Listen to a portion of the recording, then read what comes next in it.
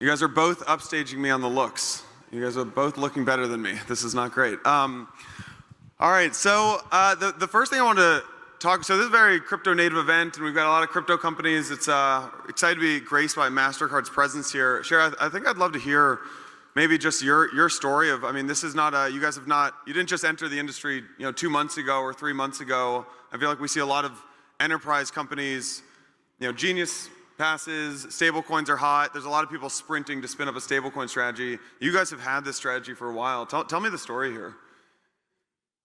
Yeah, so we've actually been building in the space for years now. So at MasterCard in general, one of our kind of core philosophies is choice.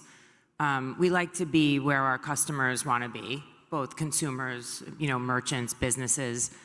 And kind of early on, we saw a lot of potential with blockchain and crypto. At the time that we started, not really stablecoin, right? But that evolved to be part of the picture, an important part of the picture.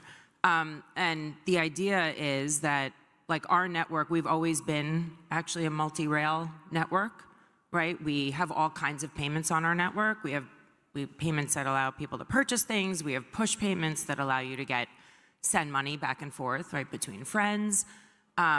We've integrated account-to-account payments. We have mobile money wallets connected to our network. Like all different kinds of things are connected. And we want to always enable whatever our customers want to choose. And so from very early on, a whole bunch of years ago, we started doing projects and partnerships with various players in the industry, including MoonPay, which was kind of actually a partnership that started a bunch of years back. But we've developed a whole bunch of commercialized products and services that leverage blockchain and stablecoin that have been live for quite a while now. And now we're just building on that, and with the clarity that's coming now, we expect that will obviously continue. Yeah, maybe Ivan. So when I think of MoonPay's business, I think of being the onboarding rails for the industry. You guys do have more product lines than that. Where do stablecoins fit into MoonPay's whole business? Yeah, so we're working to onboard the entire world to crypto. It's a giant project, which is complex because you have to think about every single point of distribution. It's across a bunch of different geographies. How do you do that within regulatory compliance? And how do you really build a very seamless user experience? When we started the business, really the first thing that we thought about was these wallets are going to become really important. These wallets are essentially almost going to be like a next generation version of a bank account. If you have an internet connection anywhere in the world, you can spin one up. And essentially, you're going to want to build that backwards compatibility to the existing financial system so people can use the debit cards that are in their pocket to immediately come into this new ecosystem. Stablecoins are the word that's on vogue right now. I think this year you can't go like 2 minutes without hearing someone say the word stablecoins. I think there's a lot of reason behind that hype, and there's really, where we're at is, I think we're in the enablement phase of seeing businesses all around the world ask, what are the solutions that we can offer to our customers? I think the first step of that is on the infrastructure side. What we're starting to see in real time is customers are wanting really cheap, easy, efficient access into stablecoins. And so we're also finding that partners are looking for more APIs, more white label embedded solutions. And so earlier this year, we acquired this company called Iron. And it was really around, let's build developer-first infrastructure to make it easy for any business to plug in, to be able to spin up a virtual account, to be able to receive money into that virtual account, instantly redeem it into a stablecoin, build an orchestration layer where we could do it across a whole range of different stablecoins. And this is probably the most exciting area for our business, because what we're also seeing with the crypto natives and the crypto wallets that we partner is they want to ultimately bring all that functionality that you can have inside of a bank account. You want to be able to receive a salary deposit immediately if you're a contractor in somewhere like Argentina, receive a salary deposit in US dollars, automatically have that converted into stable coins, and then you're going to be able to access the entire world of crypto. You'll be able to earn yield, you'll be able to invest in any asset on the blockchain, and so we're really excited to accelerate that and make that happen. Maybe we can talk about the partnership between you guys, because I think maybe some people have seen the news announcements and they think, oh, there's this new partnership between MoonPay and MasterCard, but really you guys have been at it for years. I'm curious, I mean, I've personally seen many crypto to enterprise partnerships fail over the years, and it seems like this one's actually working very well. So what makes this partnership work so well, would you guys say?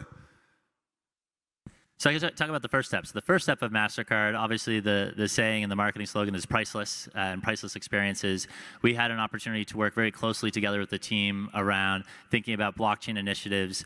We started with Web3 priceless, and so essentially rewards. How do we put rewards on chain? And so we've been working with the MasterCard team, implementing it inside of some of the most important marketing properties of MasterCard over the last couple of years, golf tournaments, and we've seen some really interesting engagement.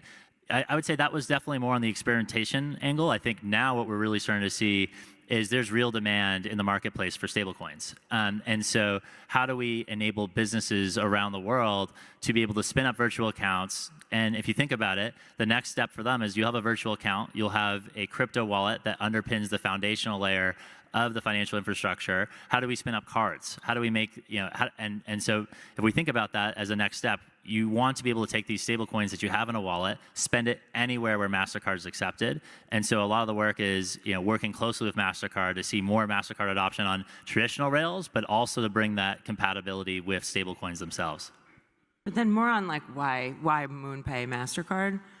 So MoonPay cares a lot about things that we care about. They care about choice, they care about trust, they spend a lot of time on compliance. Like obviously we work with lots of kinds of companies, regulated, like regular businesses, merchants. But for banks in particular to want to work with us together with a partner, it matters a lot who the partner is, and that they actually take the time and care and respect the licensing structure and all of the rules, regulations, et cetera, laws. And MoonPay really stands out in that for us in that regard. Sherri, how do you think about who is going to benefit most from, maybe like if you're painting a picture of the future, is it the emerging markets, is it crypto natives, is it regular consumers who don't even know what crypto is? Who's benefiting from this? I mean, over time, I think it's all those things. But yeah. Initially, yes, crypto natives for sure. But also people and businesses, gig workers, contractors, et cetera, who live and work in emerging markets or in markets that are high inflation, currency unstable. As Ivan was saying before, and all of you in the room probably know this, it makes a lot of sense. I understand why people in those markets want to be paid in a US dollar denominated thing or in US dollars. And then if we can convert that to stablecoin, you can hold it easily, and there's a lot of utility that comes from that. Again, through attaching a card to it, you can spend it anywhere MasterCard is accepted, and who knows what else we'll enable together in the future, bill pay and all other kinds of things. Ivan, I'm curious how you think about the market for MoonPay. I would guess it's mostly been US. I don't actually know where your market is right now, but how do you think about this? I mean, there's been this idea in crypto of we're going to bank the unbanked, I think, or we're going to help maybe help folks who've been underserved by the financial markets. How do you think about MoonPay's role in that? Yeah, so when we first started, we actually really focused on crypto natives because we saw these non-custodial wallets, and to me, the magic of a non-custodial wallet is you're in control, and anyone with an internet connection can spin one up. And so if you think about the unbanked, there's 1.2 billion unbanked. 75% of the unbanked actually have smartphones. So I think for them, they may actually leapfrog the existing financial solutions that are out there. It's hard to get banking in all sorts of corners of the world. There's a connection to the internet, and these guys have smartphones. So I think the logical step for them will be to adopt this technology. When we started, it was, okay, well, there are going to be these wallets. First step is I want to put money inside my wallet. And so when we built MoonPay, it was really thinking, okay, biggest distribution points, obviously the card networks, MasterCard being a really important partner in that. And now you can use your card and immediately put digital money in your wallet. Where we're going now, and as we start to see the market evolve, I think the total addressable market of crypto is growing. I think there's demand from businesses, and those businesses might not want a MoonPay widget, might not want a MoonPay SDK. They may want a fully headless, white label, API-driven experience. I also think what you're seeing with the advent of AI doesn't really care about your UI. They're literally going to ruthlessly, execute on APIs. And so a lot of our focus has really been on building the developer infrastructure, building the platform to make it really easy for businesses to integrate this technology.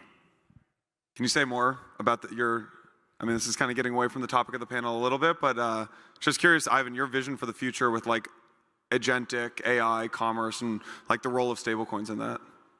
Yeah, so I think they go hand in hand. I think stablecoins are going to be the payment method of choice of AI agents. I think they are, they're obviously internet native, and so it makes sense that there needed to be internet native currency for these AI agents to execute on. I think more trading activity inside of centralized exchanges and the rest, just exchange activity in general, I think we're going to see more and more activity happen in the form of an AI agent taking these actions on behalf of users. So I think we're in the first phase of AI is really the read-only phase, where we use AI to gain incredible insights about the market, to understand what's going on. I think the next step will be offering API keys and delegating access to these AI agents to do all sorts of things for you. And so I think that's the next frontier of commerce. I think it's changing very, very quickly. But I really see the future will be, when you want to auto ramp into a crypto asset, or you want to take a particular view on the market, these AI agents will go and do that for you. Yeah. Sherri, from a MasterCard business strategy perspective, do you think that you guys will get into you guys are pushing into stable coins and blockchain and stuff because the market is going to pull it out of you, or it increases the TAM, or why get into this? Oh, no, I mean, it definitely increases the TAM. But kind of where I started, we really, there's demand for this. I mean, we anticipated that there would be demand. It actually took longer to kind of come to fruition than we thought, because we've been at this for actually a while. We have a lot of people that work on this, big team of, crypto, digital asset, blockchain. And for a while, they were just sort of doing their thing and excited about when the company would let them do a press release kind of thing. But, now they're like the belle of the ball. And so why we're doing it, I mean, it's imperative that we're there. I mean, especially with Genius, passing the Senate and that being on a good path. There's just a lot more clarity now. And so there's an expectation also on part of our customers that we're going to be very kind of well enabled to enable them. And this is something that, banks are already asking about this. A few years back, we launched something called Multi-Token Network. And we've been, tokenizing bank deposits for a while now. It's not like this is most of the volume on our network that banks transact with each other in. But more and more, you will see more banks, kind of joining that platform and putting tokenized deposits on their on the platform. If we weren't there for them to do that, those flows would move somewhere else. So of course, it's like an obligation that we have, but it's also, there's a lot of innovation that that is happening right now, and we're excited to be a part of it. Nice. Right now, when anyone in this room uses stablecoins, you are very aware you are using a stablecoin because it is pretty clunky. How far away are we from mainstream consumers using stablecoins in the background, maybe without even realizing it? So some of that's available, without realizing it, more like that you're spending from a stablecoin balance, for example, if you're using a MasterCard to transact at the point of sale. So in my mind, some of that's happening today. And in addition, we settle on both sides of the network. If you are an issuer that wants to settle with us in stables, that's fine. If you're a merchant and you want us to settle with you in stablecoin, that's fine. That's going on in the background, and regular people probably have no idea. So some of that is available today. But how will you do it and not even know it? I feel like you'll know that you're because you're making a choice to hold stables and not hold True. Crypto, or not hold fiat. Yeah. Well, maybe that gets into, how do you guys think about stablecoin backed cards? And I know they're already we love them. You love them. You love them. Yeah.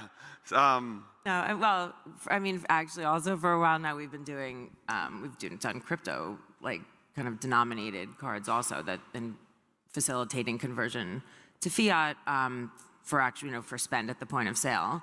But now with MoonPay, stables are the star of the show with, as you connect bank accounts to wallets and have balance held in stablecoin, we put, a card in front of that, and then magically it also comes with all the consumer protections that we offer, and merchant protections as well, all of that trust, the security, et cetera. Yeah, it feels like the dream user experience is because I don't want to spend my crypto. I want to spend my stables. Yeah, I want to spend my stables and have the stables sitting in some account getting 4% on treasuries, spend the stables, and then get the rewards in crypto.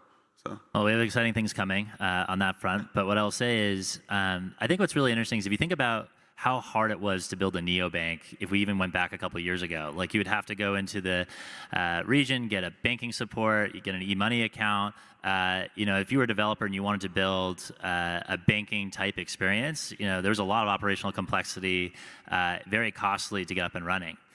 Now you have this advent of this crypto technology that's relatively democratized, and it's very easy to go spin up one of these cryptocurrency wallets. And I think ultimately, if you think about the pipes of our banking infrastructure, a lot of it was not upgraded for the internet. It's decades old. I think when you think about some of the best consumer fintech experiences, it's built on these legacy rails, and there's been band-aids to make the user experience feel instant or to feel better, right? In a lot of cases, they're using factoring, or they're doing things to make that experience feel instant. Now we actually have a technology layer that is instant and is blockchain driven. And so my whole take is, over time, more and more transactions are going to settle blockchains over blockchains. More and more people are going to interact with these wallets. They're going to be maybe completely invisible. You won't even know that they might be even there. But I really think wallets are the new communication layer for money. And so our job is, okay, for a user, you're going to now have this non-custodial wallet.